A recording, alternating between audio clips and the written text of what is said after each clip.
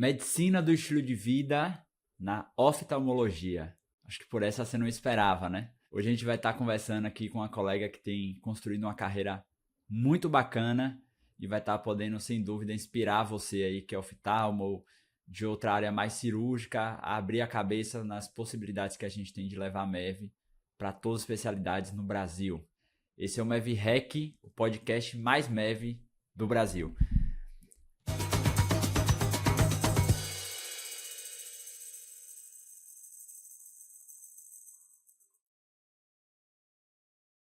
Hoje a gente está recebendo Helena. Helena é oftalmo, especialista em blefaroplastia e tem trazido aí a MEV para dentro da sua atuação clínica, né? Dentro da oftalmo mesmo. Helena, seja muito bem-vinda, querida. Obrigado pela disponibilidade.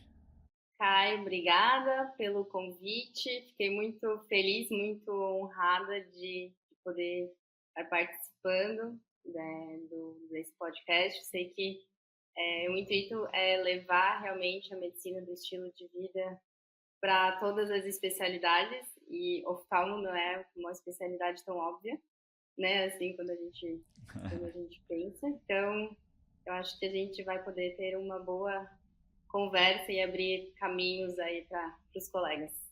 Boa, então vamos começar falando sobre isso, né? Assim, sobre como é que você descobriu, né, essa abordagem da medicina do estilo de vida, quando é que você começou a pensar sobre isso e enfim, né, e considerar realmente fazer uma formação, trazer isso para dentro da sua atuação clínica, né? Como é que foi esse processo? Dentro, acho que do meu crescimento pessoal, sempre assim, o estilo de vida fez muito sentido de você ter uma integração de todos os teus hábitos te levarem a uma qualidade de vida, à saúde, a bem-estar.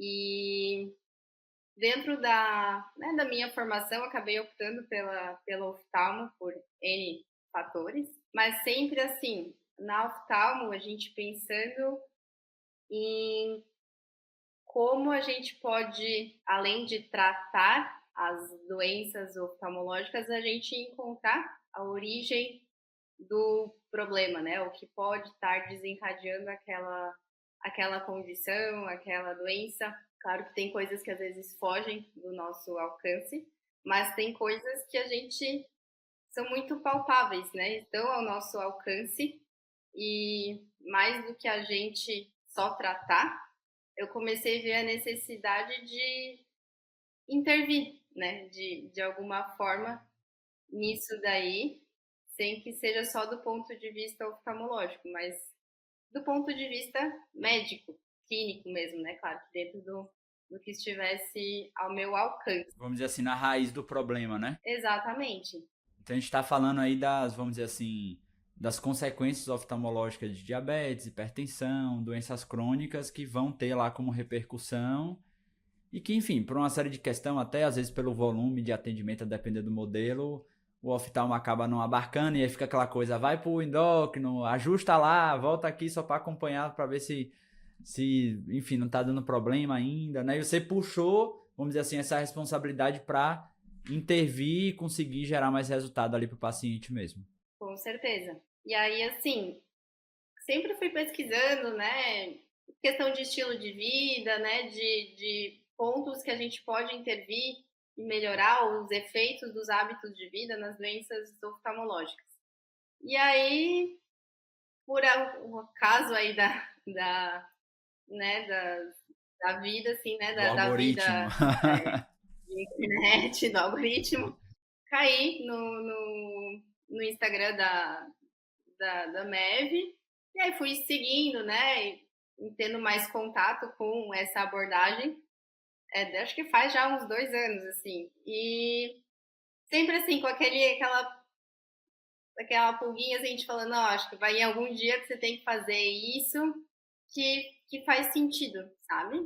Que vai ser útil para, né, os pacientes. Então, assim, eu vi a necessidade de fazer isso, mas eu não tinha as ferramentas para isso. Então, eu não tinha.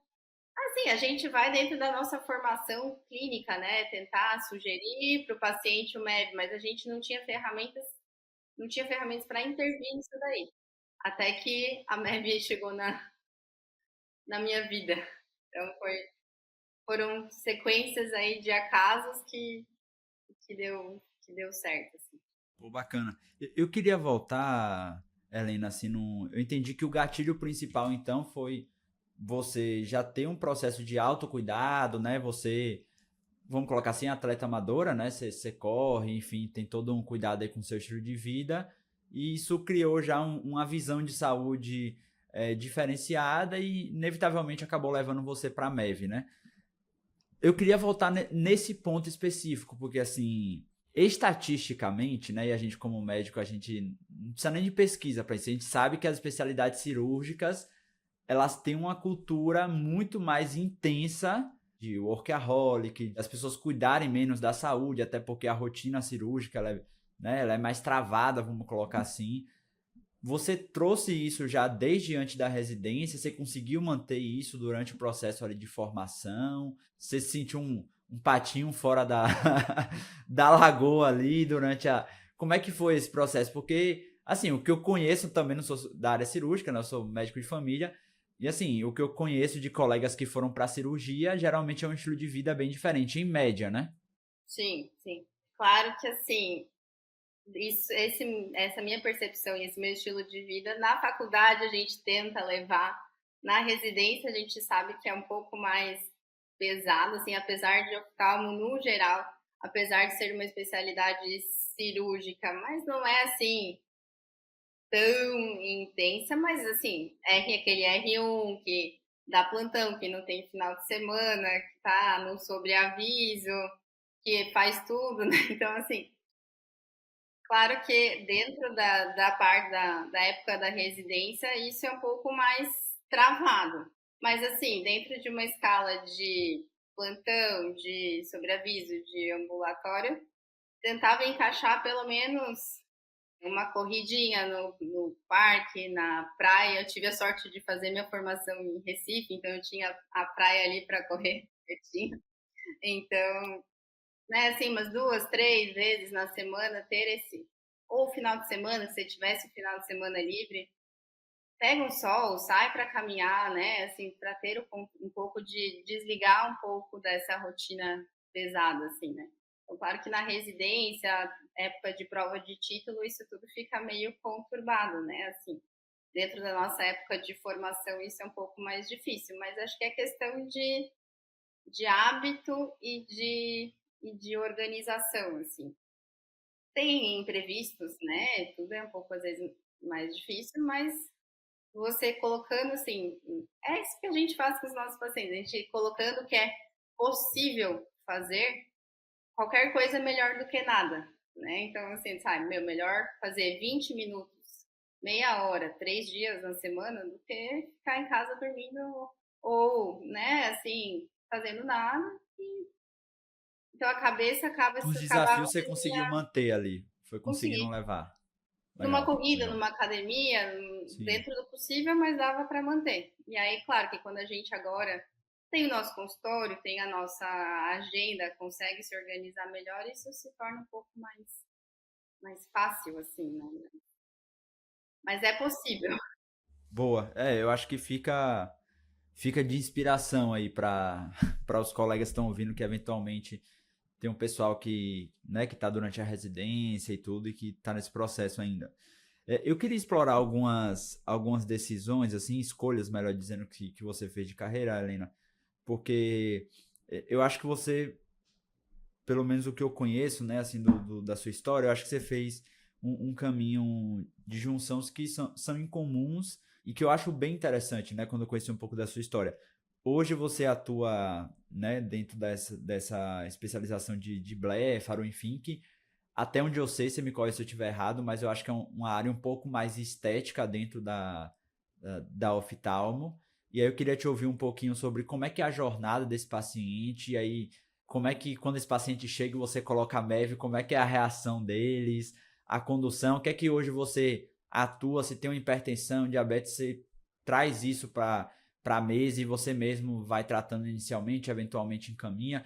Como é que você tem feito hoje essa junção de MEV? Eu queria colocar dentro desse escopo específico que você está hoje da Blefron, né? Até se você puder apresentar um pouquinho do trabalho hoje, então vocês estão, quem está assistindo em vídeo aqui tá vendo que ela tem uma clínica super legal, um ambiente muito bacana. Então conta um pouquinho hoje como é que tá o seu projeto e essa junção de MEV com oftalmo aí. Tá ainda, né, em andamento, mas assim, normalmente o paciente chega, às vezes, procurando blefarocirurgia de pálpebras, né? A questão realmente 90% dos casos estética. É claro que assim, sempre que o paciente agenda a consulta comigo, eu falo, ó, você vai passar pelo oftalmo primeiro, para depois a gente pensar em cirurgia.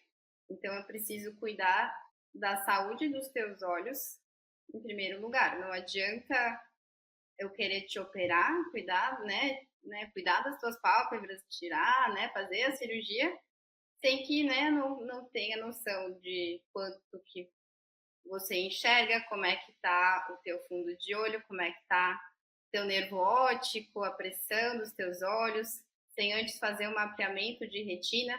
Então, o paciente chega e diz, olha, a consulta do oftalmo, de forma típica, comigo a consulta tem duração de uma hora pelo menos. Então, a gente senta, olha, para mim não é só óculos, então o paciente vem, entra aqui no consultório, eu não tenho nem divisão aqui no consultório, aqui atrás tem é um espaço de conversa mesmo. Então, paciente, a gente senta frente a frente Você e diz conversa. de não ter mesa, que é Não tem aquilo que a gente mesa. comenta no módulo lá de conectar, né? De Exatamente. diminuir Quando essa assim, barreira de.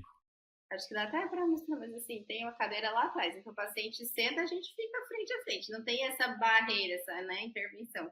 Então, minha ideia, assim, esse consultório é bem recente, é bem novo, assim, né? A gente fez nesse modelo pensando em algo para quebrar um pouco essa diferença, né? Às vezes, essa distância que a gente coloca entre, especialmente às vezes que tem, né, sei lá, do paciente com um cirurgião que pensa que, né, assim, né? E eu diria até que é a experiência comum de oftalmo, né?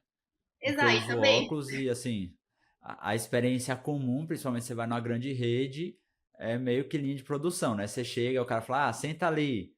Aí você faz um exame que você não sabe nem direito o que é, passa para outro lugar, faz outro exame. Eventualmente você entra numa sala e o oftalmo, enfim, vai olhar o resultado ali, 10, 15 minutos. Ah, isso aqui encaminha, não encaminha, tá bom, atualiza o óculos e tal. Valeu e um abraço, né? E um E abraço. segue. Aqui, tipo, volta, senta, me conta. O que te incomoda nos teus olhos? Com o que você trabalha? Você trabalha no computador? Você trabalha em ambiente externo?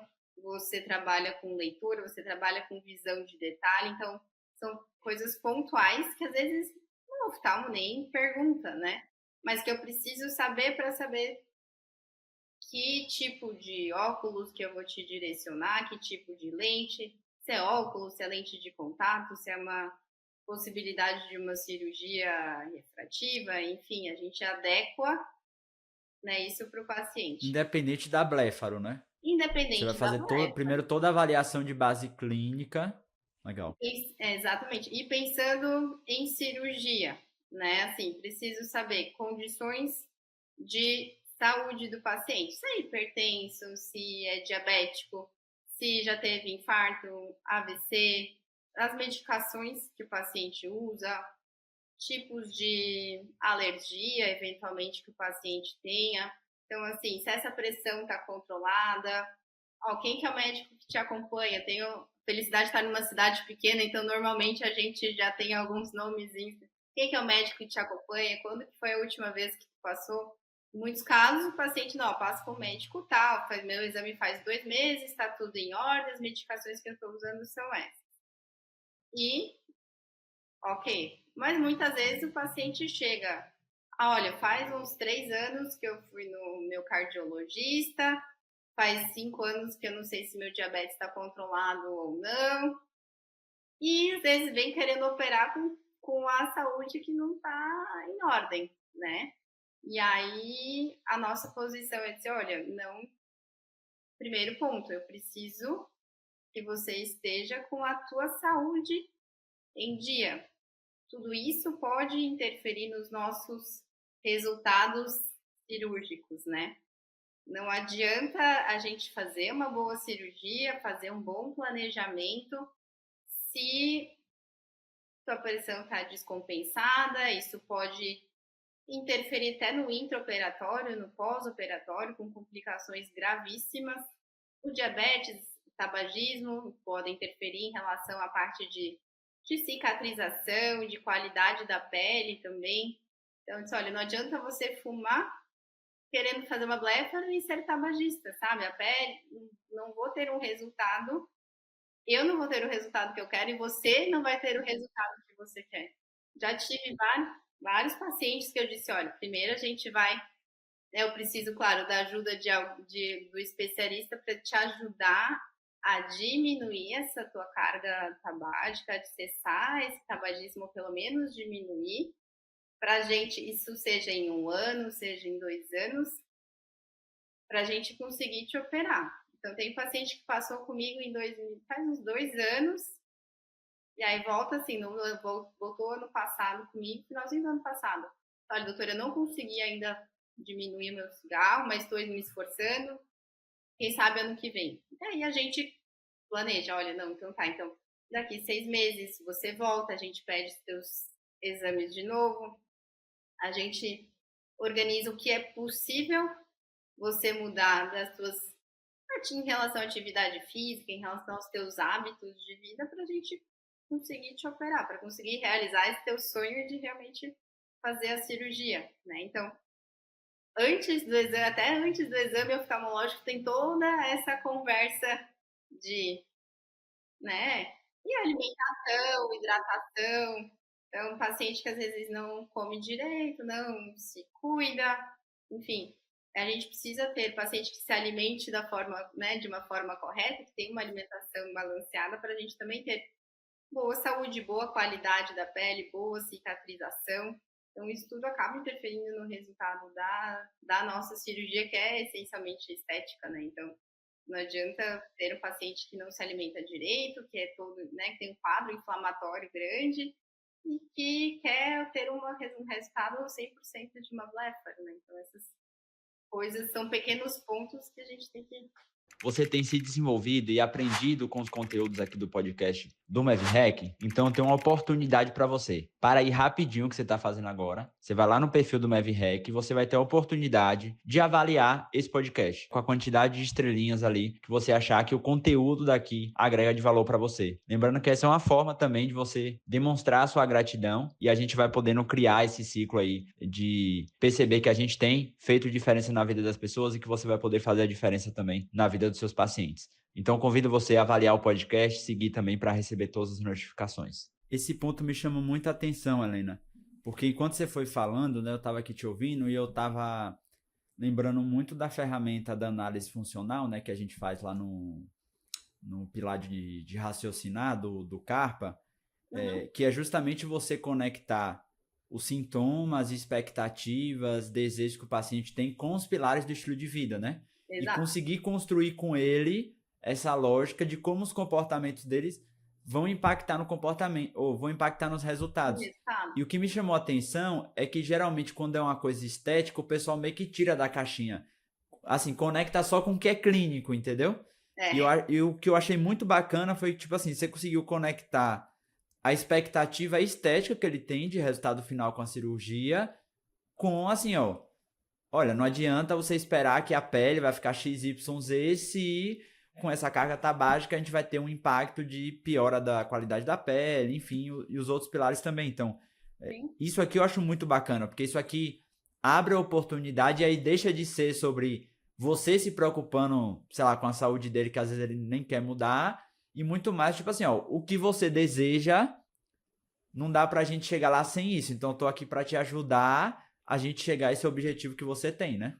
Exatamente. Isso acaba, às vezes, até sendo assim, a cirurgia, né? Quando às vezes o paciente vem buscando a cirurgia ou buscando algo estético, às vezes já é algo que o paciente está há anos pensando, é algo que o paciente está há anos amadurecendo, e quando ele chega aqui já decidido, né, assim, já tem isso em mente, não, eu quero fazer a minha blefaroplastia, eu quero rejuvenescer, eu quero melhorar o meu olhar, digamos assim, isso acaba servindo de motivação, né, assim, não, eu quero realizar esse sonho, eu preciso fazer essa cirurgia. Então, isso acaba servindo, né, de uma motivação para esse paciente mudar, né? Que não seja pela saúde. Às vezes ele não está nem pensando na saúde, dele, mas ele está pensando no resultado da cirurgia, em mudar aquilo que está incomodando. E a gente é uma ferramenta acaba sendo uma ferramenta tanto para a cirurgia em si, né?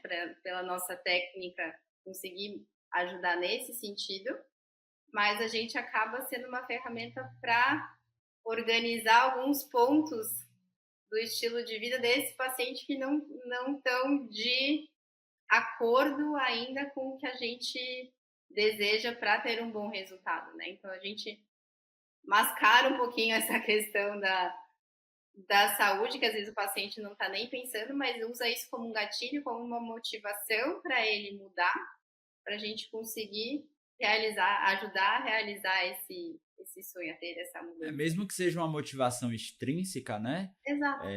Muitas vezes para dar um passo inicial é o suficiente, né? E aí o próprio processo de mudança vai trazendo muitas vezes para eles resultados que às vezes nem estava dentro da expectativa dele, mas ele começa a experimentar aquilo e aí começa a se tornar mais uma motivação intrínseca e menos intrínseca, menos extrínseca ao longo do tempo, né? Exatamente. Agora eu tô curioso para saber uma coisa, Helena. Como é que os pacientes reagem assim? Porque eu acho que quem marca uma consulta com oftalmo não espera de que vai fazer toda uma avaliação do estilo de vida, avaliação clínica. Talvez a cirúrgica sim, né? Por a pessoa ir com a expectativa cirúrgica, mas assim, eu tô entendendo que o processo todo que você faz de avaliação e condução acaba sendo muito diferente, né? Então, queria te ouvir de como é que geralmente eles respondem, se você já teve feedbacks assim dos pacientes em relação a isso. Olha, é bem interessante, assim, é bem curioso, né? A gente começa a observar, assim, porque realmente o paciente entra, quando vem consultar comigo, às vezes, né, entra na expectativa de mudar o óculos, né? E aí, quando ele vê que ele tem tempo para sentar e conversar, meu, assim, parece que a pessoa senta, tipo, tá bom, vamos tomar um café e vamos conversar sobre como é que você, né, eu posso te ajudar a cuidar da saúde dos teus olhos. Nunca pense em cuidar da saúde dos olhos, né? Então, a pessoa quando vê, poxa, a médica, ela sempre perguntou de problemas de saúde, de óculos que eu já tenha feito, de histórico familiar, e o paciente sai assim, tranquilo, sabe? E aí a gente consegue ter um acompanhamento de assim mais a longo prazo. Você começa um processo longitudinal mesmo de acompanhamento, né? Exato. Então eu digo assim, olha, meu intuito aqui não é só trocar os teus óculos, é cuidar da saúde dos teus olhos. Precisa trocar eventualmente os óculos? Precisa. Mas eu preciso saber como é que toda a tua estrutura ocular está funcionando. Por ser às vezes algo um pouco microscópico, às vezes um pouco fora do alcance, menos palpável assim, né? Às vezes para a pessoa entender é um pouco mais difícil. Mas muitas vezes uma irritação ocular, um olho seco, uma queixa de um olho vermelho, ou às vezes uma queixa de um cansaço visual, às vezes uma queixa de dor de cabeça. São pontos que a gente discute muito na consulta. Eu digo, olha, você trabalha às vezes com um computador, precisa fazer algumas pausas, alguns descansos. Como é que a gente vai organizar isso? Ó, como é que funciona a tua rotina de trabalho? Ah, eu trabalho 8 horas por dia na frente do computador. Então tá, então a cada uma horinha a gente faz uma pausa, você sai, caminha, descansa os teus olhos. Exercise snacks aí já, né? Então a gente vai, Legal. assim, conversando sobre pequenos hábitos de como cuidar realmente da saúde dos olhos, né? E o paciente sai motivado de, não, vou fazer isso, eu vou tentar realmente mudar um pouco né, esses meus hábitos de ficar muito de frente da tela, criar o hábito de colocar uma lágrima artificial, um colírio lubrificante para hidratar um pouco os olhos. E aí, assim, vem daqui a 2, 3 meses para a gente ver se esses hábitos te ajudaram, né? Como é que a gente pode melhorar esses teus sintomas de cansaço visual ou de dor de cabeça relacionada ao uso de telas. Então, a gente vai tendo um acompanhamento longitudinal em relação a isso. E aí a gente consegue realmente fidelizar o paciente, né? Porque ele tem a segurança de que tem alguém cuidando da saúde dos olhos dele. Não é só, trocar de óculos todo ano. Digo, olha, não quero te ver daqui 3 meses e não é para trocar os óculos, é para ver se o teu colírio lubrificante está funcionando, se tua queixa de dor de cabeça melhorou, né? Se esse teu cansaço visual com essas pequenas mudanças tem melhorado. A gente cuidar realmente da saúde dos olhos a longo prazo, né? Assim, então acho que o paciente sente em relação a isso. Eu acho que a grande vantagem da MEV, né, que assim, você foi falando, você foi conectando com vários pilares ali, né? Interrupção do tempo sentado, né? Enfim, eu fui vendo várias Uhum. intervenções ali que a gente trabalha na MEV, e querendo ou não, por mais que você esteja dentro do escopo da saúde dos olhos, se ele começa a implementar isso, vai impactar em tudo da E saúde outras dele, né? coisas, exatamente. Porque a MEV vai impactar em todo o sistema fisiológico, né? Então, acaba que, por mais que você, vamos dizer assim, não necessariamente vai fazer assim, a condução de toda a avaliação clínica da saúde, mas o impacto da sua intervenção acaba sendo em tudo, né? Exatamente. A entrada é a saúde dos olhos. Eu queria aprofundar um pouquinho, Helena, na Helena mais empreendedora aqui também. Porque, assim, você construiu um serviço muito bacana. Eu acho que a impressão que eu tenho é que o mercado de oftalmo ele é muito comoditizado, tirando a parte cirúrgica, né? Que aí talvez o cara vai se preocupar em ver, enfim, né? Quem é o cirurgião, buscar referências, coisas. Mas em geral, eu acho que assim, a consulta oftalmológica ela é bastante comoditizada, assim, a pessoa nem sabe quem é, né? Ela marca lá numa clínica e vai no oftalmo que encaminharam para ela e vê como algo quase que, vamos dizer assim, operacional, né? Exato. E a visão que eu tenho, né, você falando de longitudinalidade, de conseguir fidelizar o paciente, é que você construiu uma proposta de valor ali muito diferente do mercado, né? Até onde eu sei, você me atualiza, mas eu acho que você está principalmente dentro do ambiente privado, né, de Uhum. consulta, e as pessoas estão investindo, né? Estão vendo valor ali, estão investindo nisso. Então, queria te ouvir um pouquinho sobre isso, assim, o que é que você viu ali de oportunidade para fazer diferente, para entregar mais, para entregar um serviço que as pessoas vejam, pô, vale a pena pagar aqui, não sei nem exatamente quanto é o seu valor de consulta hoje, mas tô disposto a investir para poder ter um serviço diferente que muitas vezes pelo plano eu teria aqui sem nem saber quem é, né? Marco com qualquer um e vou. Todo mundo que é, assim, recém-formado, que a gente está iniciando, assim, na nossa carreira como médico, como oftalmo, a gente invariavelmente acaba entrando nessas grandes redes para a gente ter inicialmente algum ganho, né? O oftalmo a gente sabe que é difícil a gente começar o nosso consultório do zero, porque o Os custo equipamentos são muito é caros, né? altíssimo, assim, né? Então a gente precisa ter alguém que já tem alguma estrutura para começar a ter os nossos ganhos. E não, eu passei por isso também. Então, na época, desde a minha época de formação em São Paulo e o início dos meus atendimentos aqui em Joinville, a gente acabou entrando, né, nesse sistema para conseguir organizar esse meu espaço aqui, essa minha, para conseguir concretizar esse meu consultório.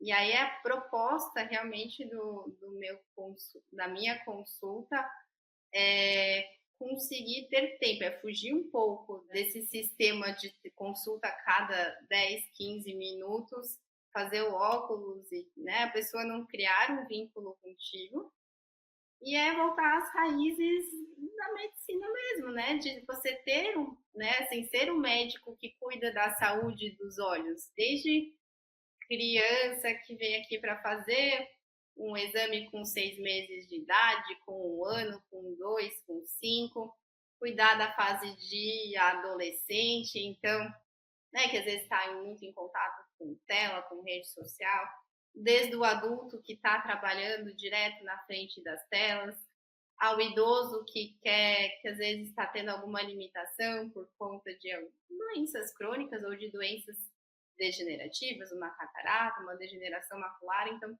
de você poder cuidar deste paciente ao longo da vida dele, né? E a gente só tem a oportunidade de se atentar a alguns detalhes quando a gente tem uma consulta de qualidade, né?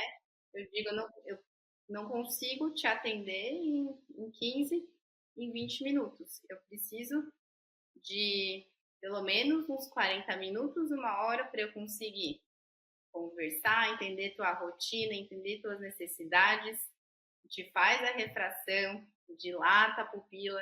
Quem já passou pelo oftalmo sempre sabe que no começo a gente sempre dilata a pupila. Então leva, tem o tempo, claro, do colírio, né, para dilatar, mas a gente faz um bom fundo de olho, um bom mapeamento de retina.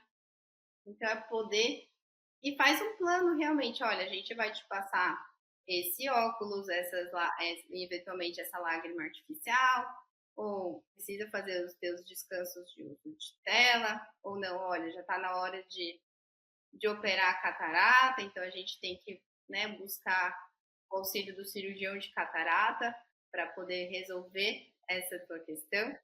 Então você encontrou vamos dizer assim, uma demanda ali que não estava sendo atendida, que é enfim, um grupo de pessoas que está disposto a investir um valor para poder ter um outro tipo de atendimento ao invés de uma coisa mais McDonaldizada, né? Que eu acho que eu acho que o modelo de clínica de oftalmo é quase que o padrão McDonald's na medicina. Eu acho que, para mim, pelo menos como paciente, porque é o que mais se parece, porque você senta em um lugar, encaminha você para outro, aí troca, gira, senta no exame, e aí você passa no médico em algum momento ali rapidinho, né? Isso me incomodava demais, assim, como médica, ter que passar, né, seguir este modelo. E não, eu preciso mudar isso em algum momento. Então, assim, aqui no consultório, passa pelo pré-exame, né? Tem assim, a gente passa pelo autorrefrator, enfim, para a gente ter uma noção, mas assim, o paciente traz o óculos, a gente confere o óculos que ele já usa. Então, assim, tem. Não, só de você entrar numa sala dessa aí, a expectativa já muda já, né? O paciente dilata, a gente senta, toma uma água, toma um café, conversa. E às vezes nessas conversas o paciente acaba jogando algumas informações até pra gente, assim, que acabam influenciando até às vezes na nossa prescrição, no nosso planejamento, né? Assim, sei lá, o paciente também gosta de correr e usa óculos. Ele, meu, sempre que eu saio para correr é ruim porque eu tenho que tirar meu óculos e saio sem enxergar nada. Eu, poxa, você já tentou lente de contato? Você, né? Vamos fazer um teste de lente, vem aqui, a gente faz. Isso vai te dar mais liberdade para tu praticar atividade física, para sair no final de semana. Então, às vezes, o paciente nem pensou nisso, mas a gente está aqui conversando. Não era uma demanda, ela surgiu ali no meio do caminho, né? E acaba que a gente, né, então, a gente senta, toma uma água, toma um café, conversa, pupila dilata, termina o exame, conversa sobre o nosso plano de tratamento. Assim, foge muito do modelo McDonald's, assim, né? Então, acho que é bem legal, assim.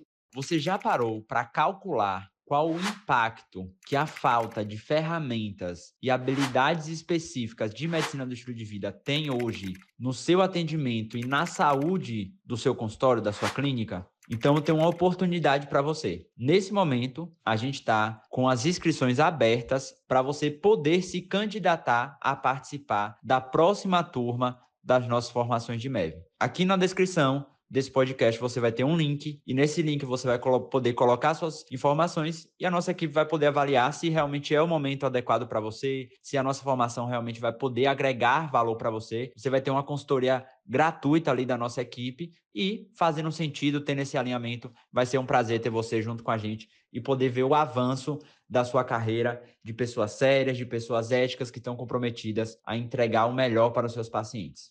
Em relação a essa parte da diferenciação, Helena, né? Assim, tem toda uma arquitetura que você construiu que eu acho que já cria uma expectativa completamente diferente, todo o modelo que você está comentando.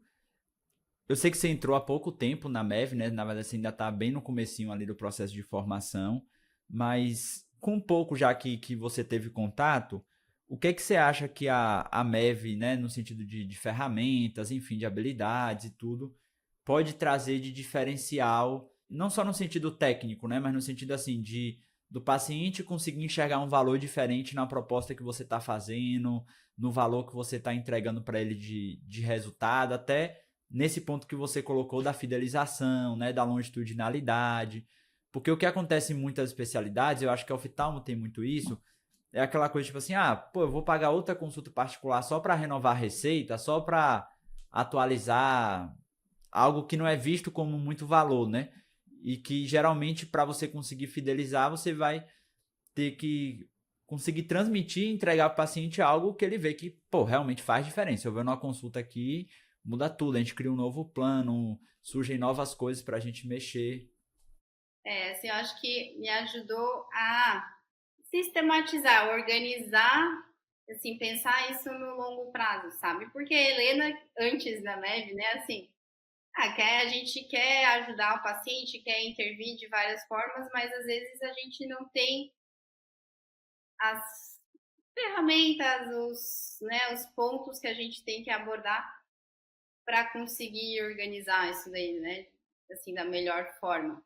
E aí, assim, quando a gente vai tendo mais contato com a MEV, as coisas vão, as pecinhas vão se encaixando, assim, né? As coisas começam a fazer mais sentido. Então, poxa, de você conseguir conectar com o paciente, ele já percebeu o valor, já entra percebendo, né, o valor nisso daí, assim, de, poxa, um oftalmo que senta comigo, que conversa, quer entender por que eu não me adaptei aos óculos, ou o que atividade que eu faço para eu conseguir ter uma melhor qualidade de vida, exercer melhor o meu trabalho, as minhas atividades, que se preocupa com a minha saúde, que cria, né, pequenas metas para a gente conseguir melhorar a qualidade de visão, de qualidade de vida. Então, o paciente acaba, claro que assim, a gente está bem no começo ainda, né? Então é algo muito inicial, mas a gente vê que as nossas intervenções pontuais surtem resultado, né? Poxa, olha, doutora, minha amiga veio aqui, ela passou contigo, ou minha mãe. Em cidade pequena é isso mesmo, né? Às vezes essas intervenções que a gente faz acabam chegando assim de ouvido, né? Mas aí, poxa, não, ela gostou muito da tua consulta, que tu senta, conversa, explica, pediu para voltar, para trazer os óculos, para testar a lente, para mudou o colírio, sugeriu algumas mudanças na alimentação, nos hábitos de vida. A gente às vezes tem que, né, intervir, fazer essas pequenas intervenções. E quando o paciente vê que isso dá resultado, ele volta. É assim, trocou o óculos, tá bom, o óculos ficou bom, ano que vem eu volto para trocar. Não, poxa, meu, tava com o olho seco, olha, tenta fazer algumas pausas da tela, muda a tua alimentação, põe, né, existem N estudos de que alguns hábitos, né, alimentares, algumas suplementações que às vezes a gente consegue incluir, conseguem melhorar sintomas de olho seco, então o paciente volta. Ele, poxa, não, ó, melhorou, mas assim, não tá 100%. O que a gente pode fazer para melhorar? E eu dou essa liberdade, olha, volta daqui a 3 meses, a gente vê se mudou, o que a gente pode melhorar a mais para a gente conseguir te dar mais conforto.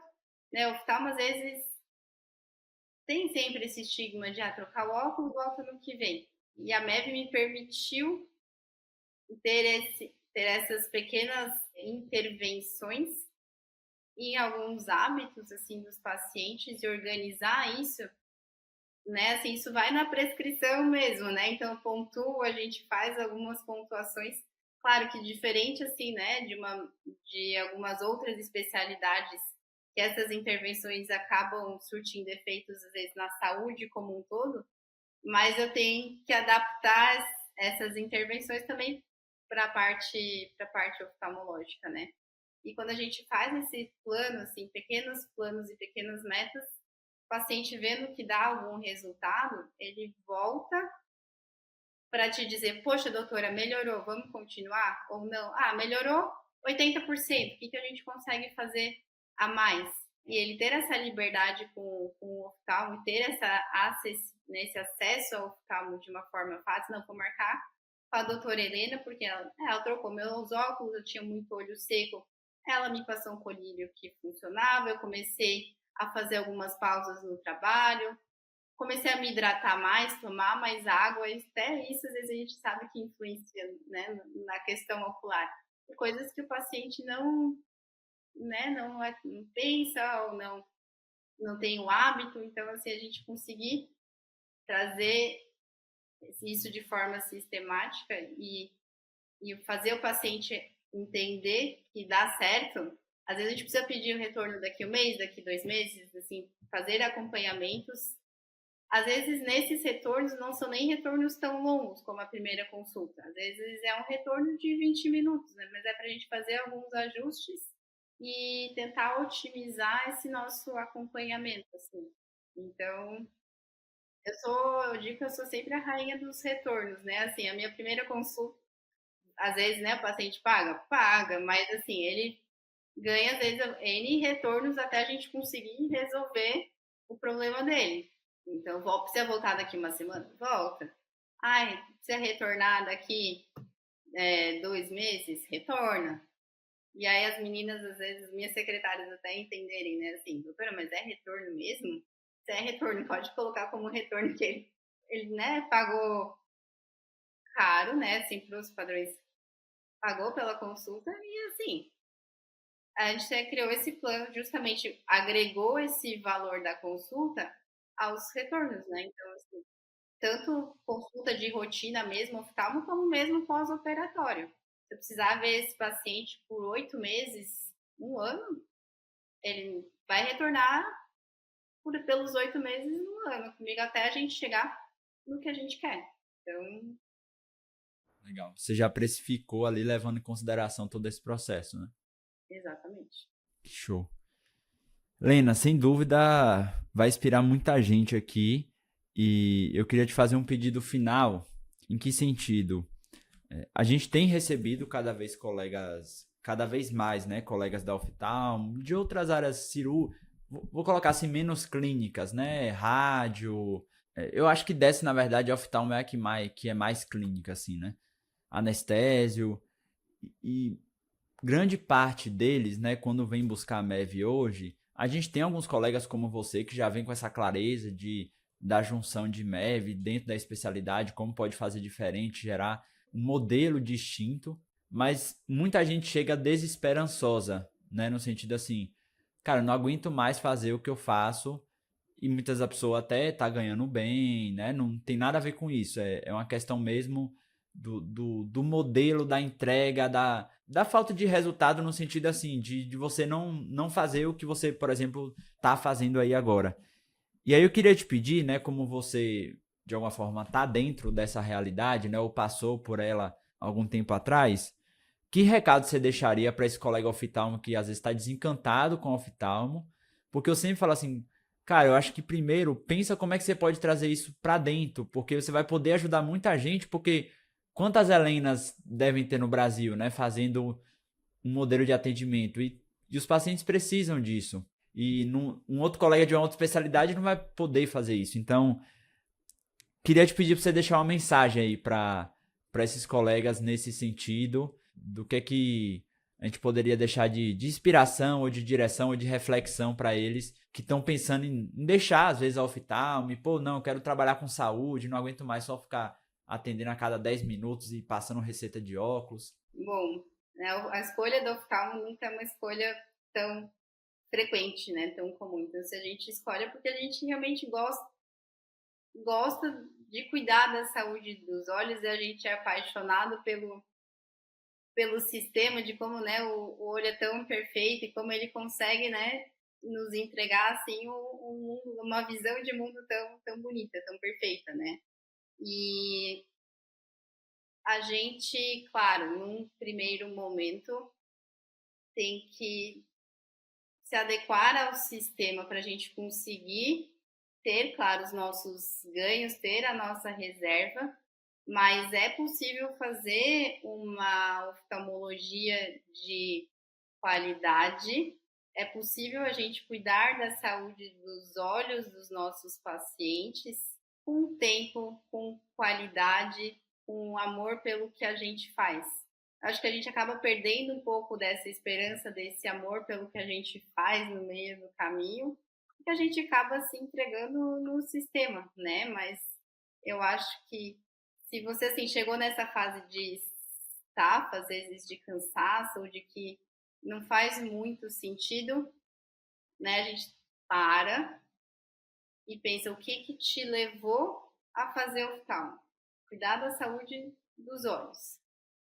E pensar que como, né, as formas que você pode intervir para cuidar da saúde dos olhos dos teus pacientes. Então, essa é uma transição. É claro que a gente não faz nessa uma transição da noite para o dia, mas se você conseguir cada vez mais ter mais tempo para o teu paciente, pensar na saúde ocular como um todo, né, como uma saúde ocular parte da saúde do sistema, né, como todo o sistema, o corpo humano como um todo, e as formas que você consegue intervir no sistema, no corpo, para cuidar da saúde ocular, isso acaba fazendo mais sentido. Você vê mais resultado, visão do seu paciente, no vínculo com o seu paciente, e eu acho que é tudo sobre isso, é você ter um vínculo com o paciente, é você gostar do que você faz, é você cuidar da saúde. A gente é médico para cuidar da saúde, seja da saúde do corpo, da saúde dos olhos. Então é você acreditar que você pode fazer mais pelo seu paciente com a MEV, né? Então, eu acho que a gente tem que ter essa ciência de que a gente pode mudar a vida, mudar o curso, né, da vida do nosso paciente, cuidando da saúde dos olhos, né? Então, são pequenas mudanças que a gente consegue intervir, que a gente consegue ter essa conexão, esse vínculo com o nosso paciente para a gente entregar mais qualidade de visão, mais qualidade de vida. Às vezes, quando a gente está nessa fase de desânimo, de estafa, é o momento de parar, organizar e criar metas, planos do que você quer para você e o que você pode fazer pelo seu paciente, né? Qual é o seu melhor, qual que é o seu melhor do seu paciente, né? O que você pode entregar para ele dessa forma. Muito bom. Obrigado, Helena. A gente sabe que um dos principais fatores, né, que modifica o comportamento é a modelagem social, né? O aprendizado vicariante lá do Bandura, né? Ou seja, é a gente ver alguém fazendo e a gente saber que é possível fazer aquela mudança. Então, eu tenho certeza de que a sua história aqui vai servir de modelo para muita gente, né? E mostrar que é possível, tanto no sentido clínico, quanto também no sentido pragmático, né? Financeiro, de ser sustentável, de você poder oferecer um serviço e tem gente disposta a investir num trabalho realmente que entrega algo diferente. Então, eu queria te agradecer e te perguntar onde é que a gente encontra você não sei, né? Acho que na verdade você tem um trabalho na rede social, onde é que a gente pode conhecer mais detalhes, até o colega poder acompanhar lá para ver também como é que você faz, que você corre, inspira os pacientes também ali a partir do seu exemplo. Estou nas redes sociais, então eu tenho meu Instagram é doutora Helena Dietrich Oftalmo. Lá tem, assim, coisas, amenidades, né, corrida, tem minha rotina toda, consultório, e, claro, conteúdo técnico, né, a gente tem também, mas tem muito conteúdo inspiracional, assim, né, das minhas corridas, então estou sempre mostrando a rotina de que é inspirando colegas, pacientes mesmo que me seguem e às vezes até já começaram a se inspirar para começar a correr. Enfim, eu acho que tudo que a gente pode fazer, né, de forma até indireta, às vezes até a gente não conhece, para a gente inspirar, mudar para o melhor, a gente faz, com certeza. Show de bola. Eu vou pedir para a equipe colocar o seu Instagram aqui embaixo, né? E caso você tenha chegado até aqui, né, e queira conhecer um pouco mais de como é que funciona o treinamento, as ferramentas, né, como é que você pode conectar a abordagem da MEV dentro da sua especialidade, né? Talvez a gente ainda não tenha um episódio aqui específico da sua especialidade, a gente tem um time de consultores aqui, né, que conhecem os grandes casos que a gente tem aqui na escola e vão poder te ajudar nesse planejamento, né, de como é que a MEV pode fazer sentido na sua realidade. Então, caso faça sentido para você, te convido aqui, a gente vai deixar o link abaixo, você pode se inscrever no processo seletivo, a gente vai entrar em contato com você e poder te orientar, tá bom? Helena, muito obrigado, querida. Um abraço. Muito obrigada, Caio. Esse foi mais um episódio do MEV Hack, o podcast mais MEV do Brasil. Até a próxima.